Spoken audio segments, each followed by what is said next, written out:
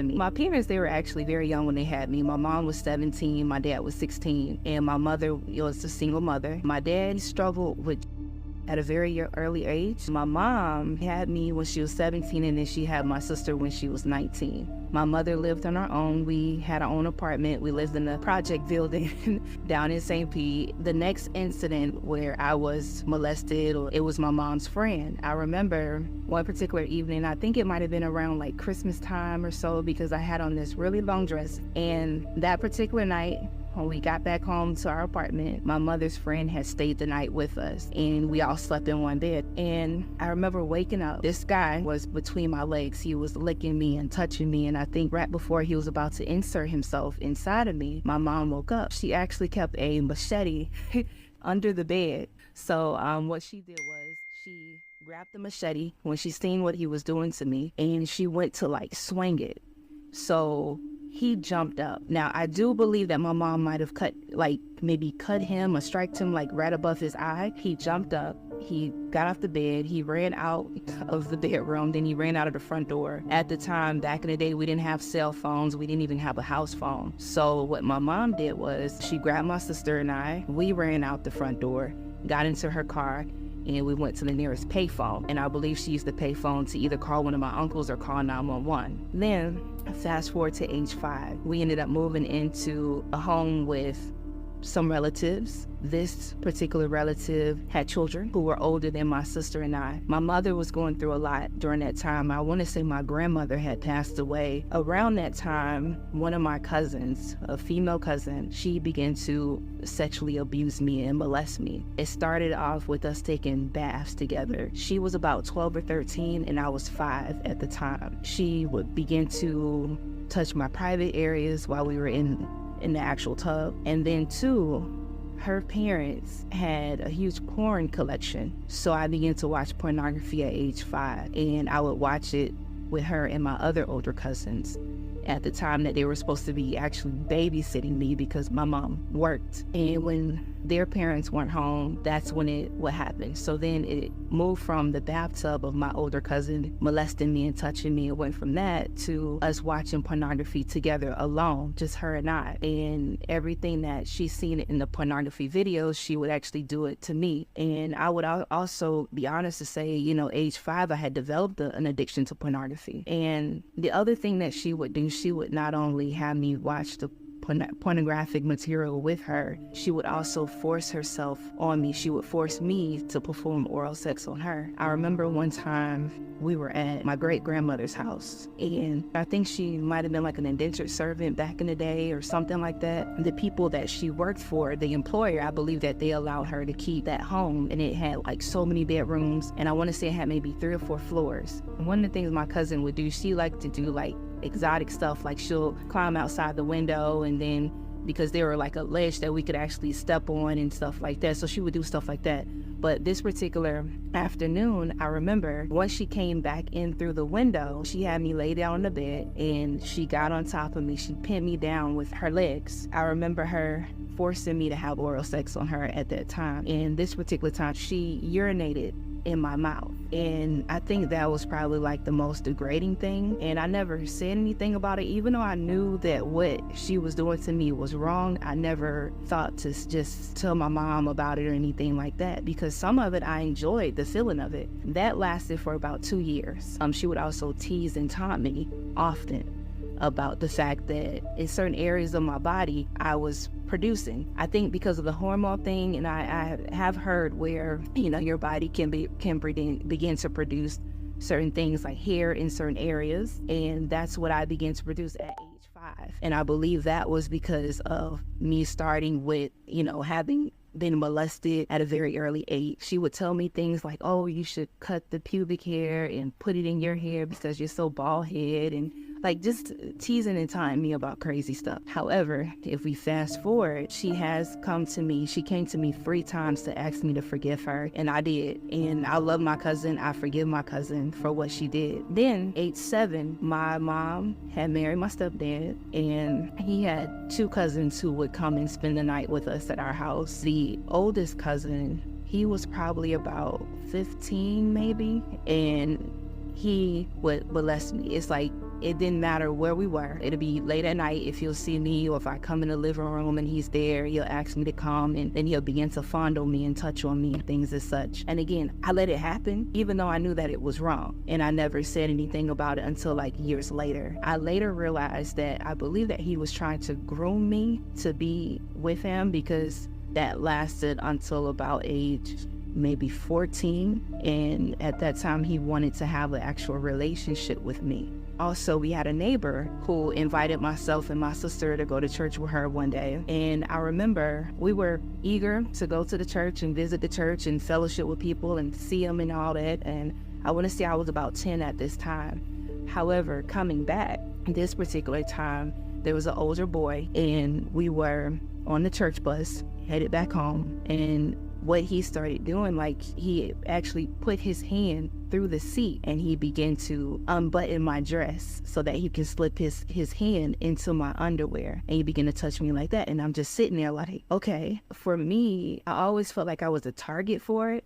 Like, people just like, hey, let me do this, let me touch you, let me lick you, let me, and somehow once he did that, and he knew that he could actually put his hand through the seat and unbutton my dress and put his hand into my underwear, what he did was he got up and he actually sat in between my sister and I. So he ended up getting up and he sat in between us just so that he could touch me some more. And he molested me, I want to say probably, it seemed like forever. No one seen him. I don't know if my sister seen him, but I felt like it was just he and I that was on the bus. Another incident, I had another cousin. My mom and my stepdad, they worked, so they had other relatives to actually watch us. And this particular relative, she had children. I think she had 2 boys, 2 girls, and one of the boys, every time I would go into the house to go use the bathroom, he would stand by the bathroom door and just wait for me. And this was also around that age of like maybe 10 or 11. And every time he'll see me, he'll wait until I come out of the bathroom, and he'll ask me to show him my private area. And then he'll touch my private area, and I'd be like, okay. And that lasted for a couple of years as well. And I never told anyone that until I actually wrote my book, and I put that in my book. If we fast forward to age 13, well, I have an aunt, and at the time, her and her family, they were stationed in Germany. My aunt and my cousin, they were actually visiting Florida for a couple of days, and she has some in-laws that actually came down from a different state to see them. So they all decided that, hey, we'll go to Busch Gardens. Busch Gardens is a theme park in Tampa, Florida. So we went there. And her brother-in-law, I think he was like 19 and I was 13 at the time. And what he started doing, I just see like, maybe he wanted me to like get on the rides with him and things like that. I'm like, okay, I'm having a good time. And at this time, at age 13, I think I was kind of struggling with my own sexual identity. So he wanted me to get on rides with him and stuff like that, which was cool. He asked me if it would be okay if I came back to the hotel with he and his mom. And he was like, hey, you and your sister, y'all can get in the pool. I'm like, well, that's cool. Like, who don't like getting in the pool, especially in Florida. I went back with them. I sat directly behind his mom because his mother was driving. He was in the passenger seat, and my sister sat next to me. And so I remember he kept looking back, and he kept asking me, like, could I unbutton my shirt? And I was like, no. And he was like, can you just show me your breast? And I was telling him no. But again, it just kind of went over my head. So we get to the hotel. Once we got changed out, he took my sister and I down to the pool. And once we got into the pool, he began to sing to me. It was just weird, just singing. Then he began to fondle me. He began to touch me between my legs while we were in the pool together. And I'm like, okay, well, maybe he liked me a whole lot more. So then he asked me, could I come to a bathroom with him? And I was like, okay. So we went into the bathroom. He began to touch on me some more, touching me between my legs, on my butt, and all this stuff. And I enjoyed the attention. I enjoyed how I felt. Right before he was about to insert himself, someone began to knock on the door. And that's when he stopped. So nothing happened. Nothing went beyond him just touching me. Like, there was no penetration. He did ask me, could I keep in touch with him? And I was like, yeah, I'll keep in touch. And at this time I was thinking that, well, maybe we're now in a relationship. But mind you, again, I'm 13, just got out the 8th grade, and he was 19. I believe he had just graduated high school. Not only graduated high school, but he had a job. He was working at the bank. So he asked me, could I call him at certain times, and I did. And I would sneak and call him because ain't no way my mom and my dad, they wouldn't want me talking to a boy. I knew that that was wrong. And then not only a boy, but someone who's 19. So what I would do is I would call him late at night, and then I would try to hide the phone bills when the phone bills came in, because I didn't want my parents to see that I was calling up to a different state. I also volunteered at a local hospital, and at this hospital I had access to the mail room, and along with envelopes and stamps and stuff like that. So then he asked me, could I write him? And I was like, yeah, that's cool.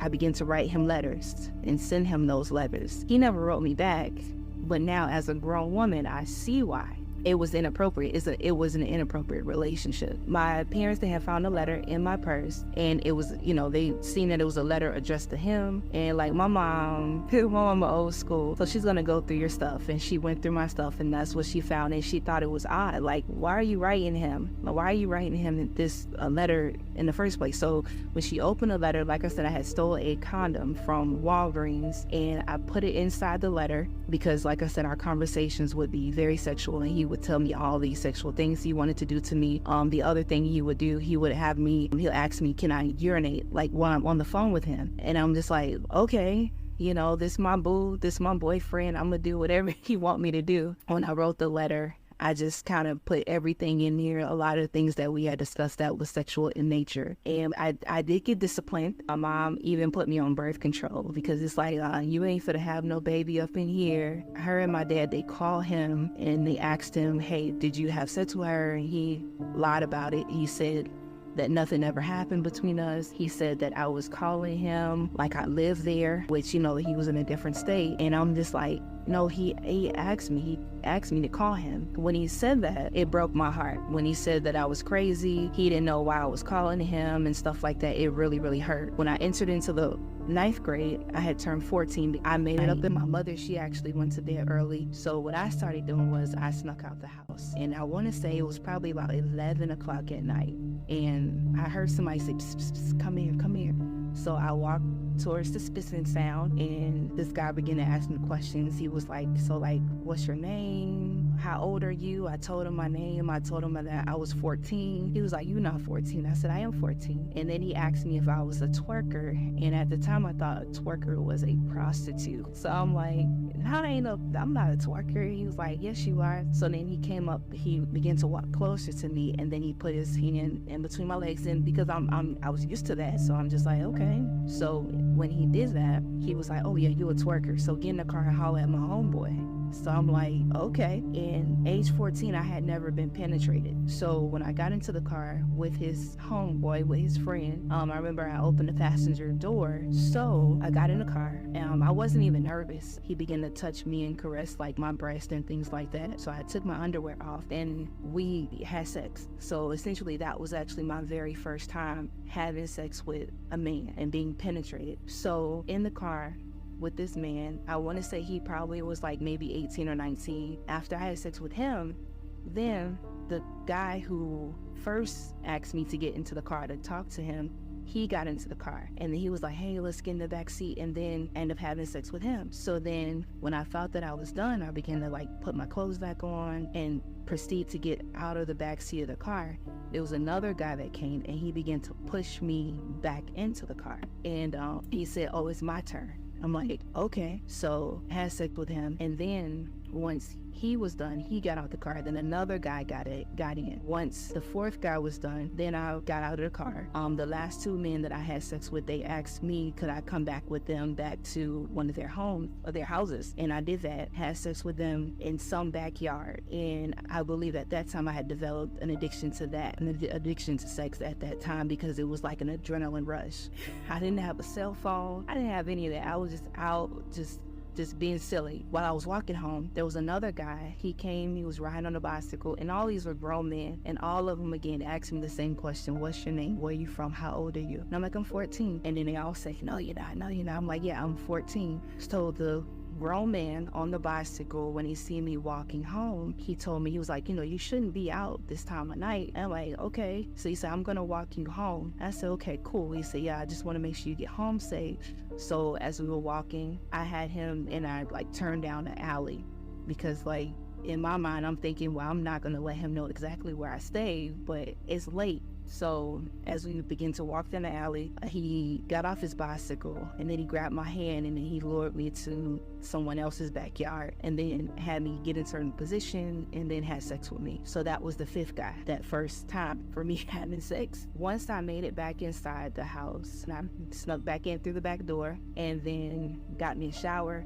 It was probably about 5 o'clock in the morning, so I was out from 11 p.m. until about 5. I think they passed a law for school to start later for high schoolers, but at that time, you had to be to school by like 6:50 or so. So I just automatically jumped into the shower, washed up. I remember that first night, like just washing up and seeing a lot of blood on my washcloth and not really understanding it, but I said, hey, if this is what it takes for me to have a boyfriend, I'm all for it. And when I did that, I would go to the same area, and each night the crowd became larger, so they would have me get into the car and then into the back seat, and then guys would take their turns. So some nights it'll be 2 guys, and then some nights it'll be 20. And while I would be in the back seat with one of the guys, there'll be other men just banging on the window saying, hey, it's my turn. In the midst of this, while I'm out there wilding out, doing some crazy things, having sex with all these random men, I was in an abstinence program. My mother had us join the church when I think I was like 8, and I was very active. I was active in youth group and ushering. It was like I was literally living a double life.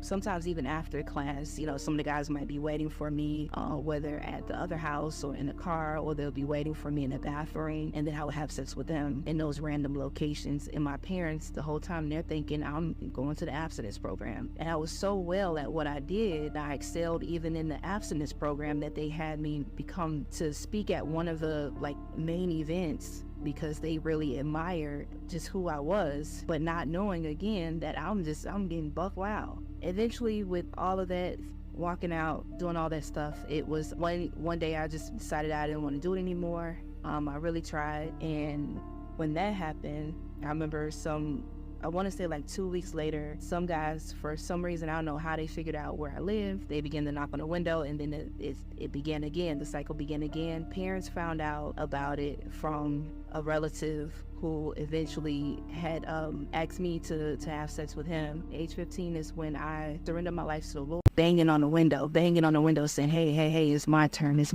This one particular night, I remember getting with these guys. They live kind of far from where we lived at the time, but it was the adventure. Pick me up, go off with them. These were big time. I remember getting into the back seat, and there was another girl who was in the back seat, but these were different guys who lived further away from the other guys that I was involved with. She looked like she was at least about my age, maybe 14 or so, but I digressed. There was 2 men already in the car. One of the guys, he ended up sitting in the back seat because they were actually on their way to pick up someone else. So it was the girl, she was sitting behind the driver, and then one of the homeboys, he was sitting in the middle, and then I sat behind the actual passenger seat. And this particular night, we got into a high-speed police chase. And as we were trying to reach our destination, that's when the police had gotten behind us, and I'm seeing the police lights just flashing like crazy. And I remember the driver, he turned around.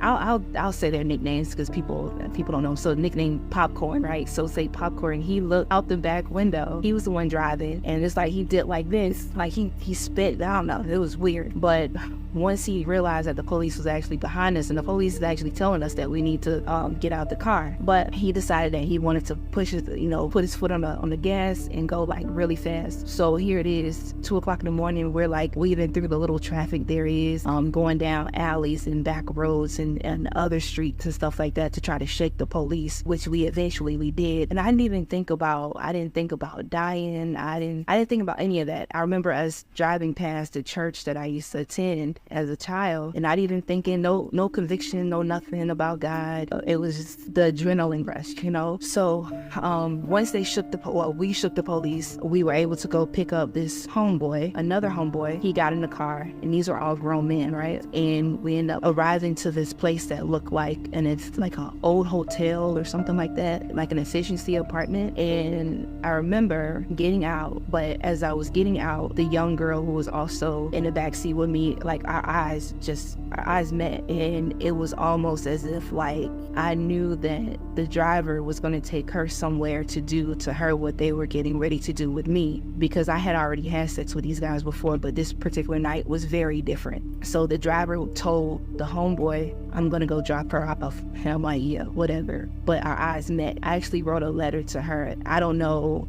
maybe she might see this video because you guys have the most amazing stories. But what I want to tell her is that, that I love you, that God loves you. If I could have grabbed your hand and ran away with you that night, I would have. But I apologize. Once popcorn pulled off with the girl in the car, the two guys got out and I got out with them, went inside the little efficiency hotel, and I remember going into this room. It was dark. They kept the lights out, but you could see the street light that was piercing through the actual blinds. And what I did notice, just one bed, and there was a hot plate on the actual dresser. So there was probably about 9 guys in the room, and I had sex with all 9 of them. And I remember they were recording, so they had a video just recording all the sex acts and different things as such. In the midst of this, while I'm out there wilding out, doing some crazy things, having sex with all these random men, I was in an abstinence program. My mother had us join the church when I think I was like 8, and I was very active. I was active in youth group and ushering. It was like I was literally living a double life.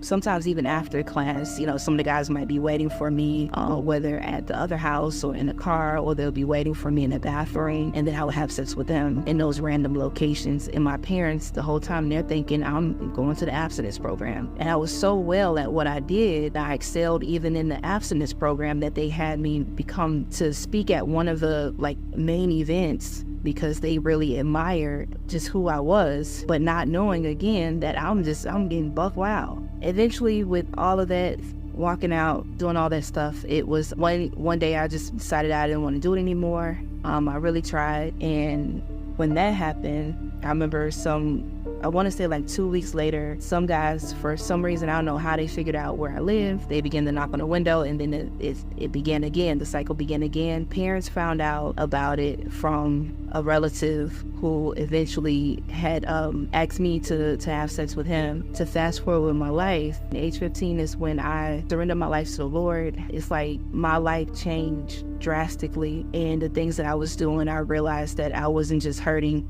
myself, but I was breaking God's heart, and I didn't want to do that. Years later, I rededicated my sexual purity to God, and when I did that, I was like, no, I'm not having sex. I'm serious about this thing, man. But I ended up running into a high school friend at college, and we kicked it off. Everything was well. I ended up going to his apartment one day, and that's when he raped me that particular day. He kept apologizing for what he did. He asked me, can he redo what he did to try to make up for what he had done to me? And then there was another incident. I got into a relationship with another guy. This particular person, I told him, because at this time I had abstained from sex for 4 years, and I told him I wasn't going to have sex, all because of my love for the Lord and me being in ministry and wanting to be an example. He began to tell me things like, oh, well, you probably got AIDS, that's why you don't want to have sex with me. And I was like, that's not true. Then he told me that he felt like God told him that I was his wife. And I said, well,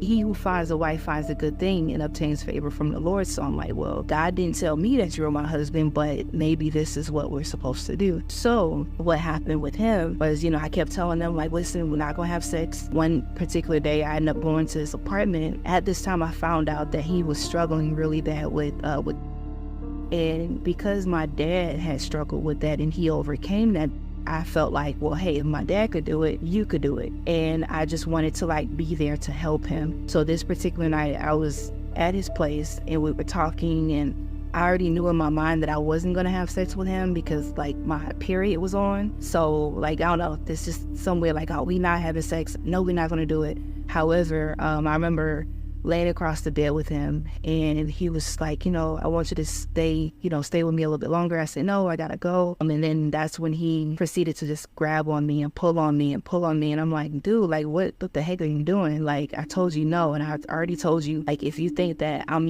supposed to be your wife, I want to wait until we get married. So I remember him getting on top of me, just holding me down. And violated me sexually. And I remember after he was done, there was like blood all over the bed. There was blood all over his t-shirt and his short. Once he came and completed what he wanted to complete, he jumped up, he ran into the bathroom to go clean himself up. I remember actually getting up, trying to fix my clothes and get myself together. And I walked to the door, and I remember trying to open it. He ran out of the bathroom. He stood in front of the door, tried to block me from getting out. Eventually I was able to get out, and I tried to run to my car. He chased me to the car. He kept apologizing for what he did. I blocked his number for a little while, but then I started feeling bad about it. And it's like that guilt. I got back into the situationship with him because I thought that maybe I'm supposed to be his wife.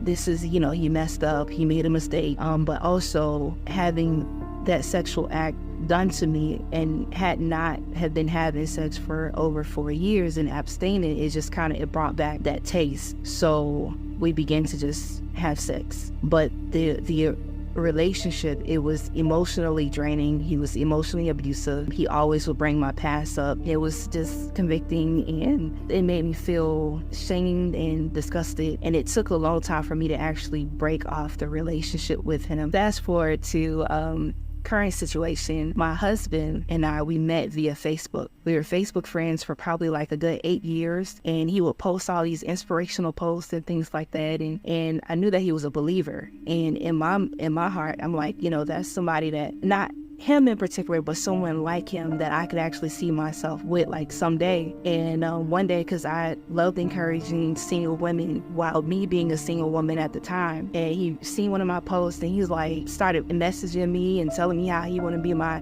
knight in shining armor. And I'm like, what? Okay. And I think I let a lot of insecurities push him away, but he kept pursuing me. And when we eventually started talking, November 2016 is when he started putting all this stuff in my inbox. And he does poetry, he writes poetry like I do.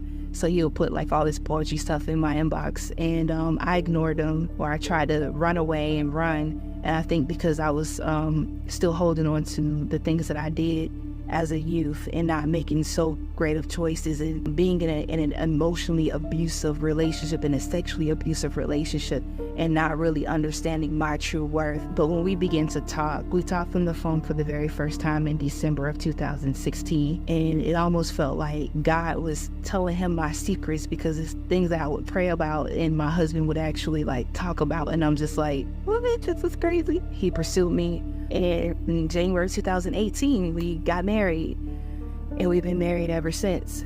It's been a very beautiful experience, and one of the things I like to share about this story is that even though I had sex with all these different people in my past, my husband is the first man that I actually gave myself to. I feel completely free. I feel like myself. I feel like God chose him just for me.